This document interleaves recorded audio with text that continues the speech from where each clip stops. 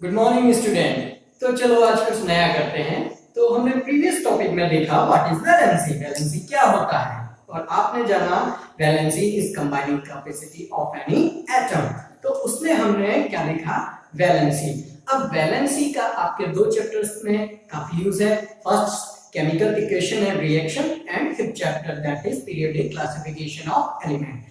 तो बेटा मैं फर्स्ट चैप्टर आपको पहले भी करा चुका हूं जब हमारी पहली जून क्लासेस हुई थी, लेकिन उसमें बहुत सारे बच्चे प्रेजेंट नहीं थे, इसलिए हम उसको एक बार फिर से देखेंगे और अच्छे से देखेंगे। ठीक है, तो चलिए आज हम स्टार्ट करते हैं केमिकल रिएक्शन एंड इक्वेशन।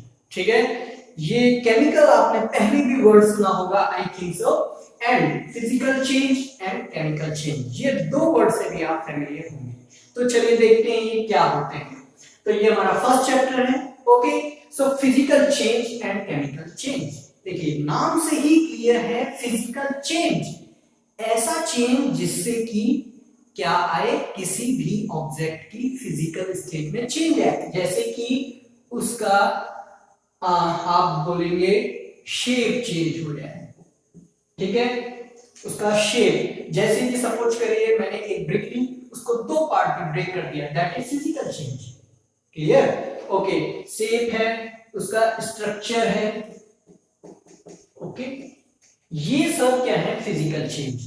ठीक है, केमिकल चेंज में दो रिएक्टेंट के बीच में क्या होता है, रिएक्शन होती है। कोई दो ऑब्जेक्ट एक दूसरे से क्या करते हैं, कॉम्बिनेशन करते हैं और एक नया प्रोडक्ट डिराइव करते हैं। उस तरह के चेंज को, उस तरह के केमिकल इक्वेशन को केमिकल चेंज बोलते हैं। तो इसमें बेटा आपका वी गॉट न्यू प्रोडक्ट, इसमें हमको क्या मिलता है, वी गेट न्यू प्रोडक्ट, हमको नया प्रोडक्ट मिल जाता है, दैट इज केमिकल चेंज। तो जो आपकी केमिकल रिएक्शन है वो केमिकल चेंज को ही रिप्रेजेंट करने का एक साइंटिफिक तरीका है। ठीक है, तो केमिकल रिएक्शंस क्या होती हैं, हम कैसे समझें कि कहाँ केमिकल रिएक्शन हो रही है, इस पे चलो बात करते हैं। तो देखिए केमिकल रिएक्शन आपको पता कैसे चलेगा, जब भी कभी दो या दो से ज्यादा मैटर आपस में कंबाइन करें, रिएक्ट करें और एक नया प्रोडक्ट बनाएं। जैसे दो ए एंड बी को मैंने क्या किया, मिक्स किया, और एक सी नया प्रोडक्ट अगर डिराइव होता है तो वो क्या कहलाएगा, एक केमिकल रिएक्शन कहलाएगा। अब वर्ड से तो समझ में आ रहा है सर, प्रैक्टिकली कैसे समझेंगे? तो प्रैक्टिकली हमको बहुत सारे चेंज देखने को मिलते हैं जिनसे हमको समझ में आता है कि इधर देखा केमिकल रिएक्शन हो रहा है। वो कौन कौन से चेंज हैं, वो होते हैं केमिकल चेंज। इनमें से 3 बहुत इंपॉर्टेंट है। फर्स्ट है आपका, अगर कहीं पे भी किसी भी रिएक्शन में गैस का इवोल्यूशन हो रहा हो, इवोल्यूशन ऑफ गैस, सपोज करिए हमने क्या किया, जिंक है, ठीक है, कोई जिंक के छोटे छोटे टुकड़े लिए Zn, ओके, एंड उसमें HCl हाइड्रोक्लोरिक एसिड या सल्फ्यूरिक एसिड, सल्फ्यूरिक एसिड क्या, H2SO4, अगर उसमें मिक्स किया H2SO4, तो इन दोनों की कॉम्बिनेशन से मुझे एक हाइड्रोजन गैस मिलेगी। ठीक है, यहाँ पे H2 गैस मिलेगी, तो हम समझ जाएंगे कि ये यहाँ पे कुछ ना कुछ रिएक्शन हो रही है, कोई ना कोई केमिकल रिएक्शन हैपन हो रही है, ऑक्योर हो रही है। क्लियर? तो एक तो है ये evolution of gas. Second one, change in colour, change in colour. हम केमिस्ट्री में बहुत सारी इक्वेशन ऐसी देखते हैं जहां पे मैंने दो लिक्विड को या एक लिक्विड में दूसरे सॉलिड को मिक्स किया, तो जो हमारा लिक्विड का कलर था वो चेंज हो जाता है। तो उस तरह की रिएक्शन भी किस कैटेगरी में आती है, chemical reaction. Clear? Okay, third one is temperature, change in temperature, change in temperature.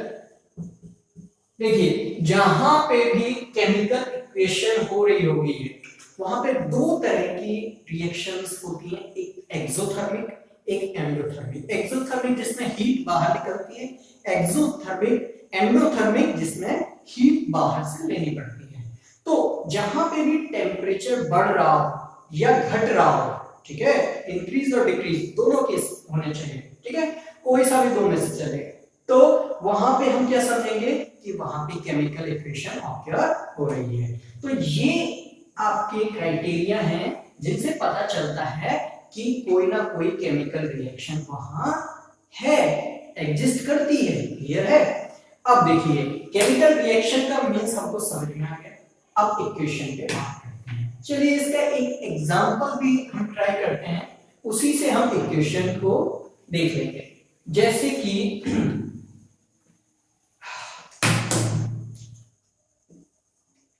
मेरे पास एक मैग्नीशियम का रिबन है, ठीक है। I have one magnesium ribbon. ये मेरे पास मैग्नीशियम Mg से डिनोट करते हैं, मैग्नीशियम का रिबन था, ठीक है। मैंने क्या किया, इसको हीट में, फायर में जलाया, ठीक है। मींस मैंने उसको क्या दिया, ऑक्सीजन।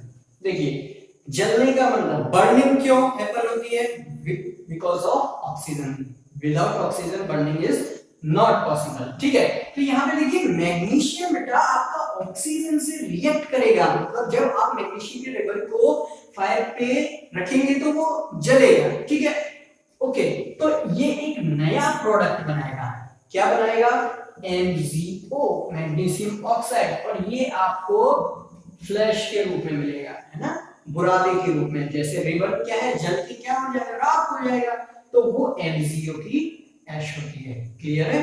तो देखिए नया प्रोडक्ट बना, पहले यहाँ मैग्नीशियम था, अब मैग्नीशियम ऑक्साइड एक नया प्रोडक्ट है। तो दिस इज केमिकल रिएक्शन।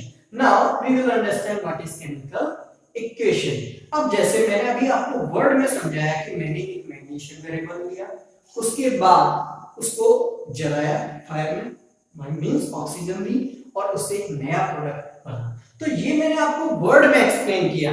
लेकिन सोचिए मेरे पास टाइम कम है, साइंटिस्ट के पास भी टाइम कम होता है, तो हम इस तरह से वर्ड में ना समझा के उसको एक मैथमेटिकल इक्वेशन की फॉर्म में लिख देते हैं, and that is called chemical equation. जैसे कि इसमें ये रिबन को शो ना करके अगर मैं इस तरह से Mg मैग्नीशियम, ठीक है, मैग्नीशियम प्लस, मैंने मैग्नीशियम को किससे रिएक्ट करवाया, ऑक्सीजन से।